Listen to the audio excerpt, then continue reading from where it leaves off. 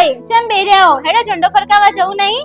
જેવી વાતનો ઝંડો ફરકાવું, હા, દેશના 2 ટુકડા કરી દીધા એ વાતનો આનંદ કરું. ચોથી નફરતનું ઝેર મનમાં લઈને ફરશો. નફરતથી તો ઘરે હેડતું નહીં, આ તો દેશ ચલાવવાની વાત છે.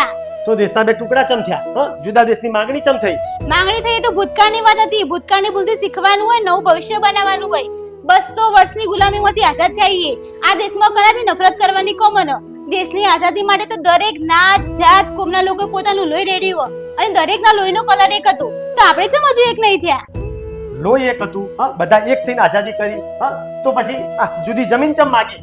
જમીન માંગીએ પ્રશ્ન મોટો નહીં. મોટો પ્રશ્ન એ છે કે આપણા વચ્ચે આ વિશ્વાસ કોને પેદા કર્યો? 1947 માં મળેલી આઝાદી તો પ્રતીક માત્ર જ છે.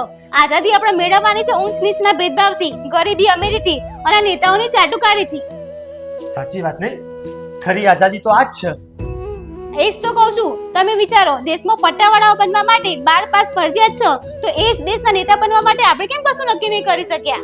મને પણ ઘણી વખત એ વાતનું દુઃખ થાય છે કે કોઈ અભણ નેતાની ગાડીની આજુબાજુ આઈએએસ અધિકારીઓ જે હુજુરી કરતા હોય છે ને, એ વાતનું તો મને ઘણું દુઃખ થાય છે. હું એ જ તમને કહું છું. આપણે આઝાદી મનાવવાની છે મંગલ પાંડે માટે, જેમને પહેલી ગોળી ખાધી હતી. આપણે આઝાદી મનાવવાની છે લાલા લજપત રાય માટે, જેમને લાઠી ખાધી હતી. આપણે આઝાદી મનાવવાની છે સુભાષચંદ્ર બોઝ માટે, જેમને આઝાદીની ફોજ બનાવી.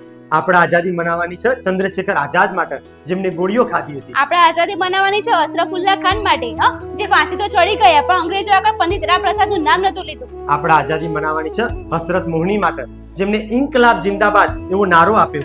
આપણે આઝાદી મનાવવાની છે ભગતસિંહ માટે, જે હસતા મોઢે ફાંસીના મોરચે ચડી ગયા હતા. અને આપણે આઝાદી મનાવવાની છે ગાંધી બાપુ માટે, જેઓ ગર્ભ શ્રીમંત હતા પણ એક ધોતીમાં પોતાનું જીવન વિતાવી દીધું. આ આઝાદી, દેશની આઝાદી કોઈ એક વ્યક્તિએ નહીં અપાઈ. કોઈએ ભગવો તો કોઈએ લીલી પાઘડી, કોઈએ કુરાણ તો કોઈએ ગીતા, તો કોઈ ગુરુવાણી હાથમાં લઈને હસતા મોઢે શહીદ થઈ ગયા છે.